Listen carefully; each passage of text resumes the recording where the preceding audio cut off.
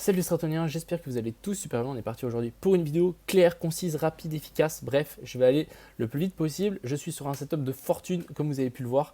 Donc, s'il y a des petits bruits, etc., soyez indulgents pour le coup. Donc, on va parler du BTC, bien évidemment, l'Ether, vite fait.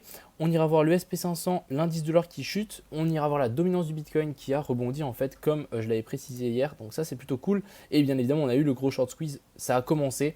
Je l'attends encore un petit peu plus haut. Mais finalement, donc, toutes les vidéos dans lesquelles je disais qu'on avait une potentielle manipulation ici, donc accumulation, ici manipulation et extension, j'avais vu juste.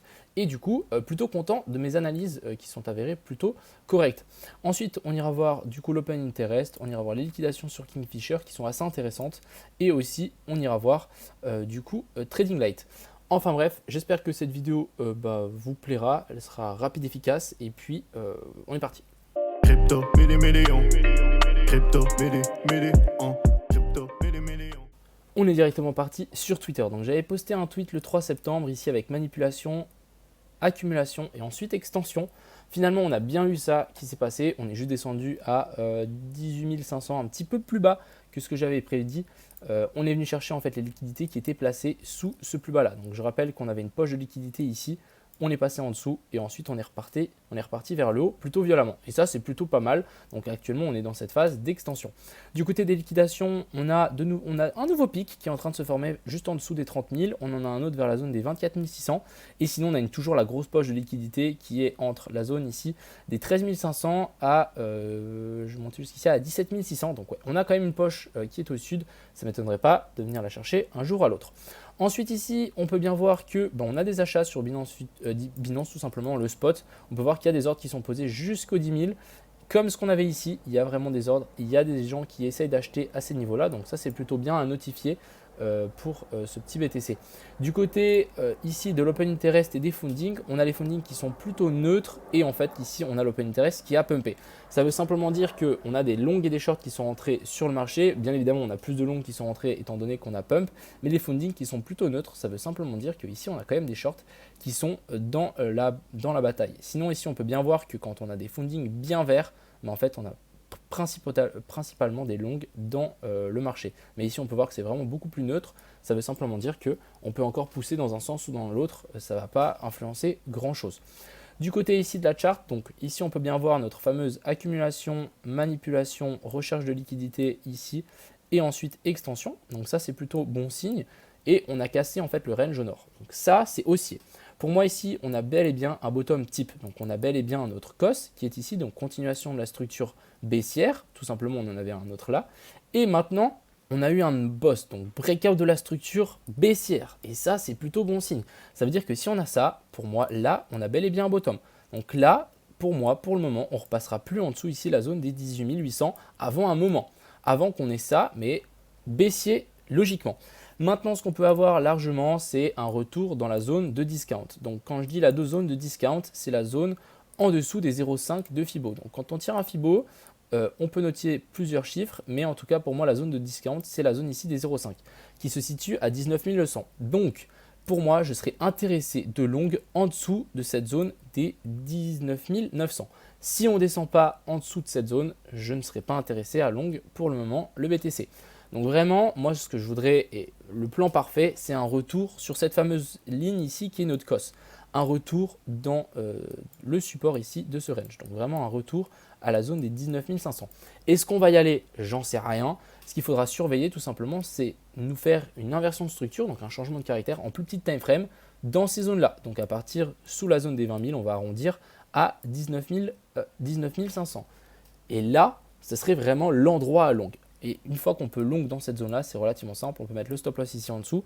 Si ici on a une petite inversion de structure en plus petite time frame, on pourra mettre notre stop loss ici. Et là, pour moi, on aura un super trade avec un super RR. On pourra largement revenir chercher donc dans ces zones-là, donc la zone des 23 000, sans trop de problèmes pour le BTC. Ce que je voulais aussi vous montrer, c'est cette fameuse chart. Donc c'est le Bitcoin à l'envers. on a toujours ce gros, entre guillemets, bull flag qui s'était mis en place. Mais voilà, je rappelle qu'on peut toujours aussi revenir retester cette ligne pour ensuite repartir vers le nord. Donc partir vers le sud, donc on vient tester ça et ensuite on repart. Il est vrai qu'on a de la liquidité à venir chercher juste ici en dessous, au-dessus, excusez-moi, mais en fait ici voilà, on a une petite poche de liquidité, on a cet equal high, donc il y a de la liquidité ici à placer. On a aussi cette zone de fair value gap à venir combler jusque vers la zone des 23 100 qui peut être comblée à mon avis dans pas longtemps. Donc ça c'était pour le BTC, on va juste parler aussi de la dominance du Bitcoin qui a bien pumpé, ici on peut bien le voir en weekly que ça a été bien racheté et ça c'est plutôt bon signe, ça veut simplement dire qu'il y a de fortes chances qu'on ait un rallye du BTC par rapport aux alts et ça c'est très très bon pour la suite. Donc vraiment très très content ici qu'on ait un rebond et ça c'est plutôt nice, on peut pourquoi pas avoir un rebond et ensuite on rechutera, on verra. Pour le moment on est content du rebond, c'est tout.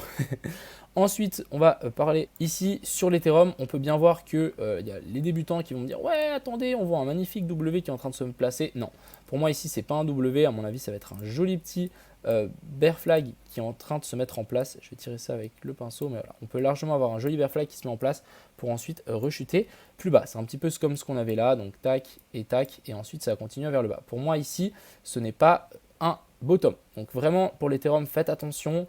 On peut encore redescendre beaucoup plus bas. Ici, c'est vrai qu'on est en train de pumper, c'est vrai qu'on est haussier depuis un certain temps, hein, je vous le dis depuis là, même depuis ici jusqu'ici, on est haussier à partir du moment où on a fait ce COS et ce boss avec un retour dans la zone de fair value gap. Là, on a fait quelque chose, on a juste fait un bottom parfait comme dans la théorie. Et ça s'est continué et ça s'est avéré juste.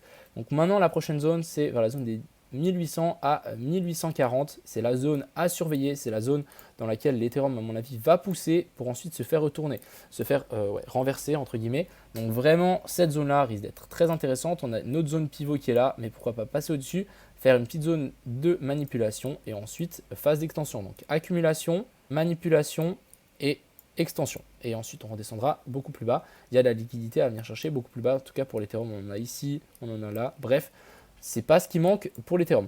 Ensuite ici, du côté de l'indice du dollar qui a chuté, donc ça a profité au Bitcoin du pump. On ne peut pas dire que l'indice du dollar a chuté parce que le Bitcoin a pump, mais c'est plutôt l'inverse. L'indice dollar qui dump, alors le Bitcoin a possibilité de pumper. Donc ça c'est plutôt nice, ça a chuté. Pour le coup, donc ma zone ici pour le moment tient bien la route. On est vraiment en train de se faire rejeter juste au-dessus des retests. Donc maintenant, pour vraiment avoir une inversion de structure, ce qu'il nous faut, c'est une cassure de cette zone-là, une clôture en dessous. Et là, on aura notre changement de caractère baissier qui serait super à notifier. Et pour finir, on a le SP500 qui est en train de pump comme je l'avais dit donc ces derniers jours. Hein, vraiment, je suis content d'avoir trouvé ce bottom et de vous l'avoir partagé. Mais voilà, ici on a aussi cette petite inversion de structure. Donc ici on a notre COS et ici on a notre boss. Ce qu'on peut ne pas être à l'abri, c'est d'un retour dans ces zones basses pour ensuite repartir. Ce qui permettrait aussi au Bitcoin de dump et de revenir retester le support de ce range qu'on a breakout. Donc, ce qui est assez intéressant ici sur la SP500, c'est que le bottom ici a été trouvé. Pourquoi pas refaire une petite chute. Mais en théorie, on devrait revenir chercher ce sommet parce qu'actuellement, on est bel et bien dans une structure haussière. Vu qu'on a eu un changement de caractère qui est ici, revenir dans la zone de POI et départ. Donc vraiment très très propre ici pour le SP500. Et à mon avis, ça va profiter aux crypto-monnaies, bien évidemment. Donc voilà, ici, on a un joli bottom. On peut aussi avoir un joli bottom. Donc vraiment pour moi, on a un bottom qui est trouvé ici en 4 heures. On a quelque chose de super propre qui est trouvé. Donc personnellement, on reviendra plus là en dessous.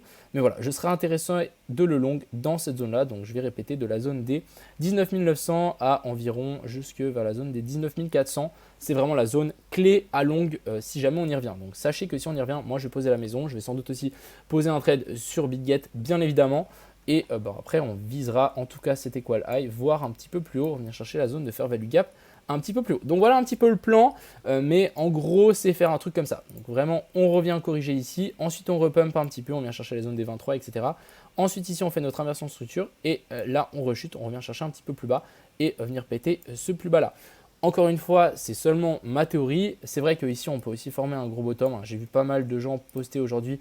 Ouais, regardez en weekly, c'est plutôt propre et c'est vrai. C'est vrai qu'en weekly, ça donne envie d'acheter. C'est vrai qu'on a un petit W, etc. Mais est-ce que les bottoms se forment souvent en W? Je ne sais pas. La dernière fois qu'on en avait eu un et qu'il y a tout le monde qui criait au bottom, je ne sais pas si vous vous rappelez, mais ça a fini assez salement. Donc vraiment, prenez des pincettes, faites attention. Préférez des petits trades à prendre des TP assez rapides que essayer de dire ok, j'ai long ici, TP 120 000. Non, et prenez ça tranquillement. Enfin bref, j'espère que cette petite vidéo vous a plu, j'espère que c'était pas trop le camping, j'espère que ça s'est bien passé. Et puis la prochaine vidéo ça sera soit lundi soit mardi, plutôt mardi. Et à ce moment là je serai à Barcelone, actuellement là je suis à Nice sur un petit setup de fortune. Enfin bref, je vous souhaite à tous un bon week-end, profitez bien de votre famille, de votre week-end, de vos temps libres. À mon avis ce week-end ça risque de pas trop bouger. Et puis voilà, on se retrouve début de la semaine prochaine, à plus.